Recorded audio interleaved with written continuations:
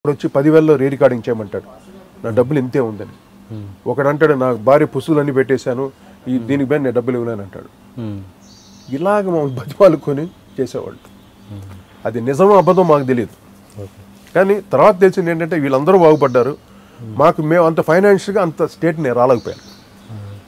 My producers they are good, okay, happy. ఎప్పుడు ప్రతి సినిమాకి ఇది బడ్జెట్, ఇది ఇంతే, ఆ సినిమాలో పోయింది, ఈ సినిమాలో పోయింది అని మమ్మల్ని రిక్వెస్ట్ చేయటం, కానీ అడిగిన డబ్బు ఇచ్చిన ఒక ప్రొడ్యూసర్ ఇంతవరకు నేను చేసిన సినిమాల్లో ఒకళ్ళు లేడు. అంతే. ఇప్పుడు పెద్ద సినిమాలు అన్నిటికీ పెద్ద చిన్న మీకు కొన్ని చెప్తే ఇన్సిడెంట్లు. అసలు ఎముడుకు మోడికి మా రెమ్యునరేషన్ 12,000 రూపాయలండి ఆ రోజుల్లో. 12,000 రూపీస్. అంత సూపర్ డూపర్ హిట్ కదా. ఖైదీ నెంబర్ 786కి మా రెమ్యునరేషన్ ఎంత? 13,500 ఎంత.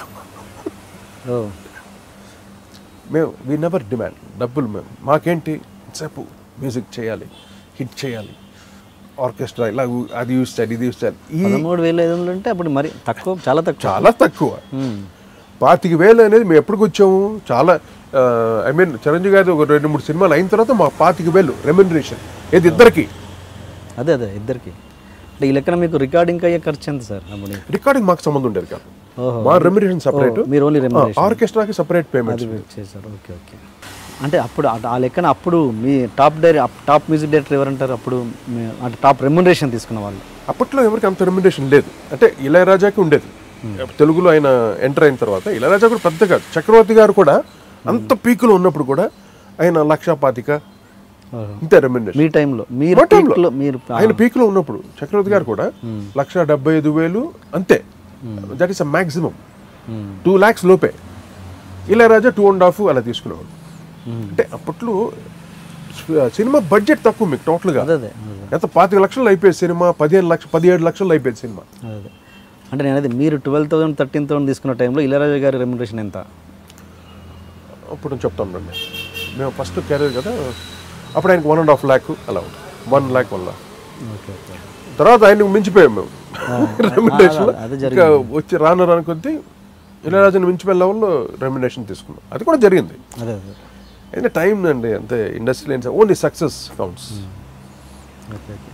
అంటే ఎట్లా అంటే మీరు అంటే అంత టాప్ రేంజ్కి వచ్చినా కూడా రెమ్యునరేషన్స్ మిస్ అంటే ఎగ్గొట్టడం అన్నది జరుగుతుంది అంటున్నారు కదా, ఎలా అంటే దానికి? కొంతమంది చెక్కులు ఇస్తారు, అవి బౌన్స్ అవుతాయి. ఏం చెప్తుంది దానికి? నెక్స్ట్ సినిమాలో కాంపన్సేట్ చేస్తామంటారు. నెక్స్ట్ సినిమా మనకి రారు వాళ్ళు. దీన్ని వెళ్ళి నేను మళ్ళీ యూనియన్లో పెట్టి నేను చేయలేనుగా. కానీ ఒకేసారి ఒక ఇన్సిడెంట్ బట్టి నాకు జరిగింది. సూర్యవంశం అనే సినిమా బ్యాక్గ్రౌండ్ స్కోర్ నేను చేసే, అమితాబ్ బచ్చన్ హిందీ సినిమా. దూరికి ఇన్సిడెంట్ చెప్తున్నాను అంటే కొన్ని మీరు ఫ్రాంక్గా చెప్పాలి కొన్ని విషయాలని మన కాన్సెప్ట్ అది. But I'm not a victim here. నేను ఫ్రాంక్గా చెప్పుకొని నాకు ఇలా ఇండస్ట్రీ జరిగిపోయింది బాధపడడం కాదు. సూర్యవంశం అనే సినిమాకి ఒక బడ్జెట్ మాట్లాడుకొని మ్యూజిక్ చేస్తే నాకు బడ్జెట్ ఇచ్చిన బడ్జెట్ ఒకటి, అక్కడ రాసిన బడ్జెట్ ఒకటి వేరే రకంగా. అంటే అక్కడ సంథింగ్ మిస్చిప్స్, ఏదో సమ్ కమ్యూనికేషన్ ప్రాబ్లమ్స్, అంటే ఎక్స్ట్రాగా రాసేసి సంథింగ్. అది నాకు డబ్బులు సెటిల్ చేయాలి. సెటిల్ చేయనప్పుడు నేను కంప్లీట్ ఆపేసి నేను ఇవ్వను, నాకు ఫుల్ సెటిల్ చేస్తాను నేను ఇవ్వను చెప్పాను. నాకు కృష్ణ గారు అంటే చాలా గౌరవం. మమ్మల్ని ఎంతగానో ఎంకరేజ్ చేసిన మహా గొప్ప వ్యక్తి కృష్ణ గారు. హీరో కృష్ణ గారు బ్యానర్ అది, పద్మాలయ ప్రొడక్షన్స్. అక్కడ సూర్యవంశం అమితాబ్ బచ్చన్ గారు అప్పుడు చాలా బ్యాడ్ షేప్. ఆయన ఈవి సత్యనారాయణ డైరెక్ట్ చేశాడు ఆ సినిమా హిందీలో. తెలుసు. ఆ రీ రికార్డింగ్ టైంలో నేను ఒక బడ్జెట్ ఇచ్చాను. తక్కువ బడ్జెట్లో, పెద్ద హై బడ్జెట్స్ కూడా కాదు. హిందీ అంటే ఏంటంటే ఆర్కెస్ట్రాకి ట్రిపుల్ పేమెంట్ ఇవ్వాలి. అంటే 100 రూపాయలు అంటే 300 ఇవ్వాలి. 1000 రూపాయలు ఇచ్చేవాడికి 3,000 అలాగా పేమెంట్స్ డిఫరెన్స్ ఉంటుంది. దానివల్ల బడ్జెట్ ఎక్కువయ్యేది. ఇవ్వపోయేసరికి నేను ఇవ్వలే. అప్పుడు ఆ మ్యాటర్లో దాసనారాయణ గారు అందరూ ఇన్వాల్వ్ అయ్యి నాకు సెటిల్ చేస్తాను అది చేసి, అప్పటికి ఫుల్ నేను అనుకున్న అమౌంట్ రాలేదు. నేను కాంప్రమైజ్ అయిపోయాను. ఇంకెందుకు దీన్ని ఇలా ఇచ్చేస్తే అనవసరంగా. ఆయనతోటి నాకు మెయిన్గా కృష్ణ గారు, విజయనిర్మల్ గారు అంటే నాకు చాలా గౌరవం. వాళ్ళు నాకు ఐ లవ్ దెమ్, అంటే అంత గౌరవం వాళ్ళంటే నాకు. తర్వాత ఆయన వరకు వెళ్ళింది మ్యాటర్. ఎందుకు కోటి ఇలా చేయడే, ఎందుకు ఇక్కడే మిస్టేక్ జరుగుతుందని వాళ్ళు గ్రహించారు. తర్వాత అది పెద్ద ఇన్సిడెంట్ అయిపోయి తర్వాత అక్కడ నుండి మహేష్ బాబు సినిమా నాకు యాక్చువల్ నేను ఇలా రావటం ఇలా చేయటం వల్ల ఏంటి, ఓహో డిమాండ్ చేశాడు కదా ఆడికి సినిమా ఇవ్వకూడదు అని ఉంటారుగా పక్కన వాళ్ళు. అదే ఇలాగా మొత్తం మీరు అప్పటికి మీరు ఇండివిజువల్గా చేశారు అది సూర్యవంశం. ఇండివిజువల్గా. అంటే హిందీ అంటే మళ్ళీ ఇక్కడ మామూలుగా ఇక్కడే రికార్డ్ చేస్తారు కదా సార్? ఇక్కడే. మళ్ళీ మీరు హిందీకి డబల్ అవుద్ది అంటారు. బట్ ఆర్కెస్ట్రా పేమెంట్ మటుకు అలాగే ఇవ్వాలి. అవునా? అది యూనియన్ రూల్ అనమాట. హిందీ అంటే ఇంటర్నేషనల్ కదా, దానికని డబుల్ పేమెంట్ ఉండేది. కొంతమంది త్రిబుల్ పేమెంట్ ఇచ్చేవాళ్ళు, కొంతమంది అలాగనమాట. డబుల్ పేమెంట్స్, త్రిబుల్ పేమెంట్స్ అలాగే చేసినప్పుడు బడ్జెట్ అమితాబ్ బచ్చన్ గారు అయితే ఆ సినిమా రీ రికార్డింగ్కి వెరీ మచ్ ఇంప్రెస్డ్. మనం కలిసి చాలా సినిమాలు చేద్దాం అనుకున్నాం. ఆ సినిమా హిట్ అయి ఉంటే నేను డెఫినెట్గా బాంబేకి వెళ్ళిపోయి ఉంటాను. కానీ నాకు తెలుగే ఇష్టం, టు బి ఓపెన్ ఫ్రాంక్లీ. నేను చేయాలనుకుంటే అన్ని లాంగ్వేజ్ చేసి ఉండొచ్చు. ఈవెన్ తమిళ్లో వెళ్ళిపోయి ఉండొచ్చు, హిందీలో ఎన్నో సినిమాలు బ్యాక్గ్రౌండ్ స్కోర్సే చేశాను నేను. మంచి పేరు నాకు హిందీలో. కోటి అని పిలిచి పంపించేవాడు నాకు, కోటితో చేయాలి బ్యాక్గ్రౌండ్ మ్యూజిక్ అని. అలాగా డేవిడ్ ధవాన్ కానీ, సల్మాన్ ఖాన్ కానీ, అలాగే దోస్ డేస్ ఆల్ హ్యాపెన్. ఇప్పుడు మామూలుగా ఇప్పుడున్న జనరేషన్లో చాలామంది మ్యూజిక్ డైరెక్టర్స్ మ్యూజిక్ చేయగలరు కానీ ఆర్ఆర్ చేయలేరు. ఆర్ఆర్ చేసిన వాళ్ళు మ్యూజిక్లో అంత సక్సెస్ కాలేరు. ఏంటి ఆ వేరియేషన్ ఏంటి? ఒక మామూలు మ్యూజిక్ డైరెక్టర్ ఒక ఆర్ఆర్కి మళ్ళీ సెపరేట్ ఏంటి? ఎందుకు దాంట్లో? ఓపెన్గా చెప్పాలంటే ఇప్పట్లో ఉన్న మ్యూజిక్ డైరెక్టర్లు కాదు, అప్పట్లో నేనున్న టైంలో కూడా, నేను పేర్లు చెప్పను, ఐ డోంట్ వాంట్ టు. వాళ్ళకి పాట కంపోజ్ చేయడం వరకే తెలుసు.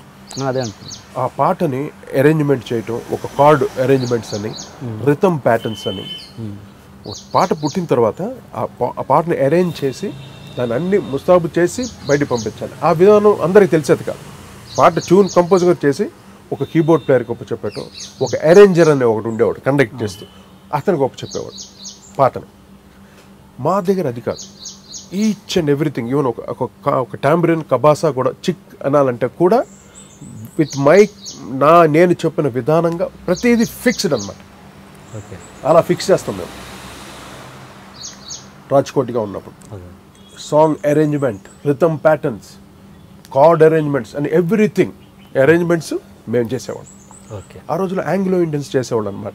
ఇది పెండ్యాల గారికి కానీ, అంటే వాళ్ళు వచ్చి అరేంజ్మెంట్స్ చేసేవాళ్ళు.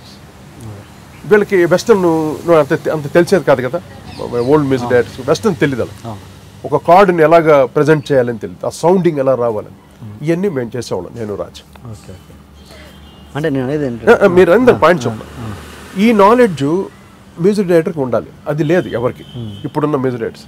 అందువల్ల పాట ఒకటి చేస్తాడు, ఆ పాటకి బీజిఎమ్స్ ఒక 10 మంది కీబోర్డ్ ప్లేయర్లు ఒక్కొక్క 10 రకాలుగా వేస్తారు.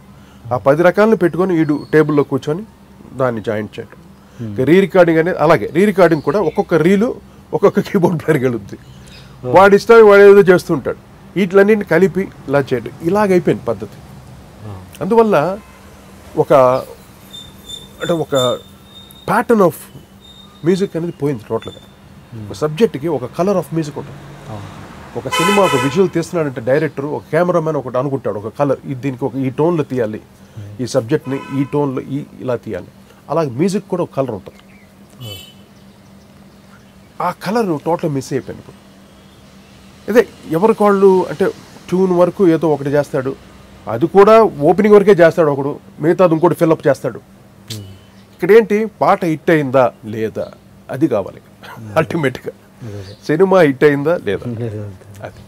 అంటే ఈవెన్ మంచి మ్యూజిక్ డైరెక్టర్స్ అంటే కమాండ్ ఉన్న మ్యూజిక్ డైరెక్టర్ కూడా బ్యాక్గ్రౌండ్ స్కోర్ చేయలేరు కొంతమంది. ఎందుకు రీజన్ ఏంటది? ఆ నాలెడ్జ్ లేదు వాళ్ళకి.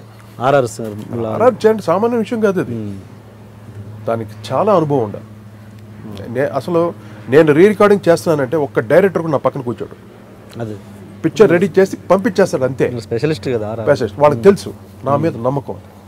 ప్రతి సినిమాని అంత ఐ మీన్ సెంటిమెంట్స్ తోటి, ఎమోషన్స్ తోటి ఒక సీన్ బ్యాక్. అంటే తెలుగు సినిమాలకి మ్యూజిక్ లేకపోతే చాలా కష్టం ఉంటుంది. ఆర్టిస్ట్ ఎంత ఎక్స్ప్రెషన్ ఇచ్చినా కూడా సైలెంట్గా వదిలేస్తే silent also that is also background music. కానీ ఎక్కడ మ్యూజిక్ ఇచ్చి ఆ రాగంతో ఏ స్కేల్ తోటి ఎలివేట్ చేయగలం అని ఆ విషయంలో నేను చాలా ఇన్వాల్వ్ అయ్యి చేసేవాడు. అంటే ఇప్పుడు మీరు ఒక టాప్ మ్యూజిక్ డైరెక్టర్ సినిమాకి కూడా మీరు ఆర్ఆర్ చేసిన సందర్భాలు ఉన్నాయి. అప్పుడు ఏంటి మీకేం అంటే ఈగో ఫీలింగ్స్ రావా మీకు కానీ తనకి కానీ? ఎవరికి అంటే ఆ మ్యూజిక్ సపోజ్ ఎవరో పేరు వద్దు, టాప్ మ్యూజిక్ డైరెక్టర్ సినిమాకి మీరు ఆర్ఆర్ చేశారు. ఆర్ఆర్ మ్యూజిక్ డైరెక్టర్ సినిమాకా మీరు మ్యూజిక్ అంటే మీరు పాటలు చేయని సినిమాలకు కూడా మీరు ఆర్ఆర్ చేశారు, అదే అంటాను నేను. ఆ మ్యూజిక్ డైరెక్టర్కి మీకు ego feelings never never never. అది కూడా అలా చేయటం తప్పండి యాక్చువల్లీ. నేను ఇప్పుడు పాటలు ఎవరితో చేయించి మళ్ళీ రీ రికార్డింగ్ నాతో చేయించడం అంతే, దట్స్ వెరీ రాంగ్. అదేదో అనుకుంటారు ఒక 10 మంది మ్యూజిక్ డైరెక్టర్తో చేయించేస్తే సూపర్ హిట్ అయిపోద్దని. అది పెద్ద అది ఏమవుతుందంటే మొత్తం ఆల్ మిక్స్డ్ కచంబుచా అది. అది ఏది సక్సెస్ కాదు.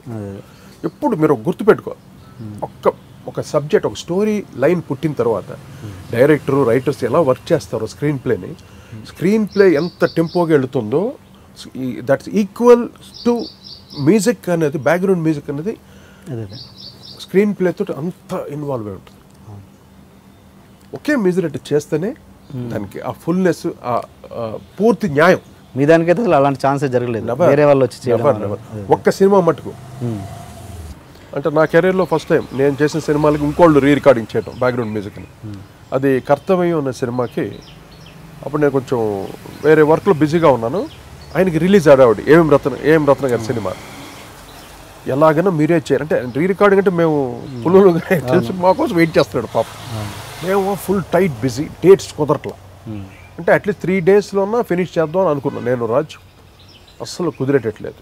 ఓకే, ఆయనకి చెప్పామన్నమాట. చెప్తే అప్పుడు ఆయన మా పర్మిషన్ తీసుకొని శ్యామ్ గారు అని చెన్నైలో సత్యం గారి దగ్గర కూడా ఆయనే అసిస్టెంట్ అనమాట.